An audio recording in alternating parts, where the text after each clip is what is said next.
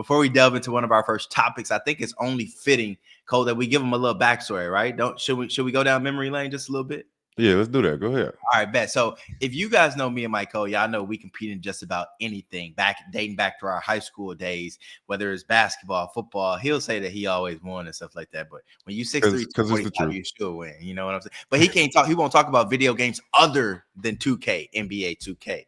If you ask Cole, what's that? A big asterisk there. That's a pretty important game in this culture nowadays. So I mean, it is, but I've beaten you more times in 2K than you've beaten me in football games.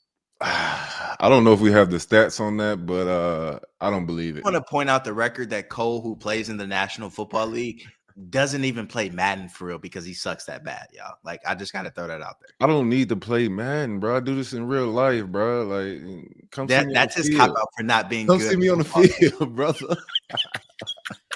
Anyways, we're not even going to talk about that, but that's just a glimpse of how competitive we are, how we joke around with one another. And it dates back to our college days. I mean, not our college days, but our high school days, picking our favorite college teams. I love the Duke Blue Devils. And unfortunately, Mycole loves the trashy North Carolina Tar Heels. Unfortunately. Look, man, it's an age-old rivalry. And, I had hoop dreams back in the day. I wanted to go put on that Tar Heel blue, that Carolina blue. They had that lure about them. And, I don't really know why you like Duke though. It doesn't matter. You don't have to know why. You don't have to know why. I liked them before I met you. That's all that matters. But for the record, it was JJ Redick. So JJ Redick. You look at he head coaching right now. He's doing his thing, and I'm messing with him right now. But that rivalry goes way back, man. And we love to talk a little stuff. And this weekend, it was all but a foregone conclusion that Duke was going to take the national championship. We see that did not come to fruition. Your boy Cooper Flagg, the projected #1 overall pick, had a chance at the last second shot to take the lead and to take them into the championship game, but he could not come through. What's up with that? What you got to say for your team? What you got to say for your boys? Do we really have to talk about this topic right now? I don't feel like this is necessary right now. This is relevant, man. Let's talk about it. One, I think there was so much pressure put on the Duke Blue Devils to go out there and go win it. Everybody dubbed them as the greatest team ever. They shouldn't lose this, blah, blah, blah, blah, blah. Like, it was just unfair pressure, right? You always talk about the pressure put on athletes. I feel like we were putting too much on them. I mean, that's a media thing. They do that, right? Exactly. But at the end of the day, when you have right now with this podcast, you're technically on our side, kind of. Man, look, man. At the end of the day, when you have the projected #1 overall pick, Cooper Flagg, on your team, the guy that is going to be the savior for the NBA. With the ratings going down and everything, he's going to bring it all back to life. Cooper Flagg, you expect them to come out on top, and you expect that type of pressure, man. And you got to roll with that type. You got to roll with them punches if you're Duke. You can't allow yourself to blow a 14-point lead late in that game, and a 7-point lead with less than a minute maybe in that game. It's a 6-point lead with like 30 seconds left, bro. You have to come through in that type of situation. Too many mistakes. Crazy though. I looked on social media. Duke lost 4 games this year, all within a single possession of one another. And you know who had the ball in 3 out of those 4 losses? I sure do. Cooper Flagg, the #1 pick. But honestly, he should be able to use some of that in his next step in life and on the next level, the NBA. Use that as motivation and really go in the gym and put in that work, because it's a pattern. Three is a pattern, right? Relax, brother. Relax, bro. Kobe missed big shots all the time. Okay, relax. But my thing is, I want to ask you this. This leads us to our Let's first slow topic. down on the Kobe comparisons, but go right ahead. You're right. I apologize to our GOAT. That's who me and Mycole rock with, Kobe Bryant. But I want to ask you about Cooper Flagg. He's a projected #1 overall pick. He probably should go on to the NBA, get his first contract, and hurry up and get to that second one where he'll make max value money. My thing is, though, Cole, I feel like this one and done era in college basketball specifically is hurting not only the NBA game, but it's hurting the college game. And I want you to tell me where you stand on this. Do you think players, with the exception of Cooper Flagg, should be returning to college and playing more, especially with the way NIL dollars are rolling in now? Man, I could definitely see the benefits of it.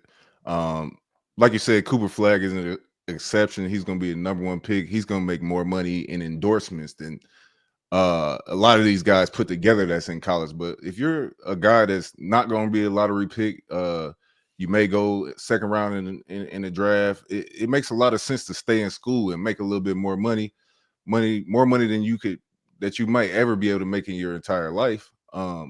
If you make good decisions with this money and invest it right and don't blow it all thinking that it's gonna grow on trees, you can really take yourself a long way in life by staying in school and making as much money as possible in college. But how hard is that situation? I mean, you speak from experience. Like when players sometimes come from nothing and they have mouths to feed, they have people to take care of. How hard of a decision is that to say, you know what, I can make several more dollars and stay in college, but I really need that freedom to go on to the professional sports. I need that time that they have and that paycheck. Like, how do you think that factors into young athletes' decisions now? Man, it's a huge factor. It was a huge factor for me back in my day. I didn't have NIL. Mhm. The money that they're getting paid now is ridiculous. It's higher than the minimum salary guys in the NFL. Mhm. So I believe that it's a huge decision. But these guys are being put in that position to make these decisions before they're even 18. So as a child in high school, you're being forced to make these type of decisions. And the parents are getting extremely involved and helping them make some of these decisions. Sometimes for the best and sometimes not for the best. But I believe that if you can go ahead and stay in school, get that degree, and make the money at the same time, is very much worth it than going to the league and fizzling out and maybe being out of the league in less than 3 years, and now you don't know what else to do with your life. And So here's my argument for NBA players. It's like you see so many one and done guys, and after the first 5 picks in the NBA draft, it's like, who is this guy? And then they get buried on the bench, with that NBA team. They don't play a lot. They go back and forth between the G League. And then in 5 to 10 years, you're like, well, where did so-and-so go? Whereas my argument that I make as a media member covering these teams, like just think about if a Zion Williamson, a RJ Barrett, a Cam Reddish, all those guys stay 3 years at Duke. 4 years. That only makes them more prepared for when they transition to the NBA. It makes the college game a lot better, and then it makes fans more. It makes the game more accessible to fans. Whereas nowadays, in this climate of NIL and the transfer portal, I think it's hard to rally behind a team because players are so willing to leave for the next dollar. So I want to ask you this: if NIL was around back in the day, and Carbondale was very loyal to you, they were one of the first schools to come recruit you. They honored their commitment throughout the entire process. Do you think though, if you had the success that you did have, now granted, this dude was ranked the best tight end in the Missouri Valley Football Conference while still freaking playing. Like that was unreal. Like seeing that on the billboard, we're in the middle of a game, like second quarter, they're honoring Hall of Fame members, and Mycole pops up. It's like, what the hell? Like this is nuts. But for you, I'm sure you probably would have left Carbondale in an instant if you had that opportunity with the portal, wouldn't you? uh I probably would have got out of there. I feel like it would have, only because it probably would have helped my draft stock a little bit to go to a bigger school and show that I can perform against a higher level of talent. But I feel like if I started out at one of these big schools and it was the situation you said, they honored their commitment, everything was thorough the whole time. I feel like I would stick it out, man, and let the chips fall where they may. Um, I think that's one of the big problems with today's landscape in college sports is the transfer portal, man. These kids are waiting for the first sign of adversity to get up and run. Mhm. And that's something that's not going to translate very well to the next level because you don't have that option. Like you can get traded, but it's usually not the best thing. It's usually not what you want. Right. So I think that transfer portal has to be regulated a little bit because guys are making these decisions in haste, and Mhm. it's usually ends up being a bad decision. You're seeing guys go 5 schools in 4 years. Who is that really benefiting? It's definitely not the athlete at the end of the day, and for sure not those programs. I get so confused about the rules and regulations now because when we played, granted, it's a much different time now, but when you transferred and you went up a division, you had to sit out a year unless you Yeah, graduated from the lower level. Whereas something now you it's like, dealt with.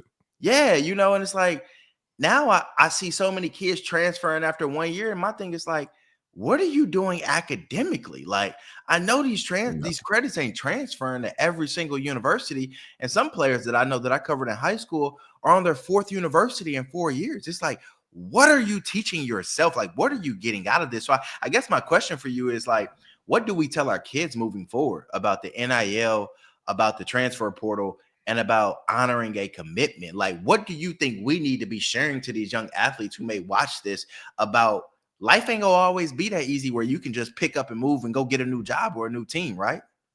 100% is not, and I think that when you make a decision, Mhm. when you make a decision to push forward, you're gonna gain more out of that than quitting. You gotta see it through. Um, and it's easy in the climate in the culture we live in with attention spans being so short to want to pick up and do something else. But you're going to see so much more results. You're going to see so much more growth in yourself if you stick it out with one program, and that program is going to be more likely to do right by you. Now there is those horror stories with certain guys being messed over by Mhm. college programs or whatnot, and by all means do what you got to do. But at the end of the day, the slightest inconvenience shouldn't push you to want to up and leave right away, man. Think about your brothers that you're playing with. Think about your own education. Um, one thing that this type of setup has done is pretty much take away the concept of student athlete. It's Mhm. pretty much now all pro. It's no more amateur. It's all pro. The student probably comes after the athlete now because of all the money that's involved, Right. and that's a scary thing to have to navigate. But uh, for my kids, I Mhm. want to make sure that we can benefit from it too, man. So it's a lot of Cole, money out here circulating, and go get it. Cole, I feel like that was a very educated answer and response from you. But me being your best friend, I know that it took you a while to come there and it took you a Mhm. minute to get to this point. Can